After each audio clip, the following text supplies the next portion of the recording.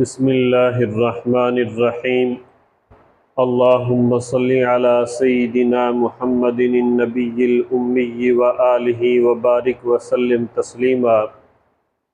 عالم اسلام میں مسئلہ جہاد پر سب سے پہلی لکھی جانے والی کتاب حضرت عبداللہ ابن مبارک رحمہ اللہ کی کتاب الجہاد ہے۔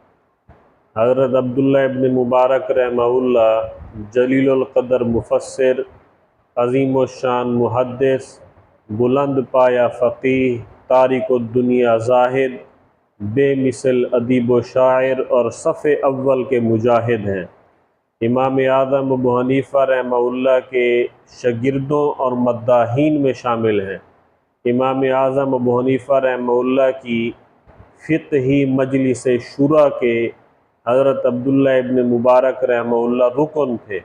دعا ہے اللہ تعالی ہمیں ایمان کامل، اسلام کامل اور احسان کامل عطا کرے۔ وما علینا الا البلاغ المبین۔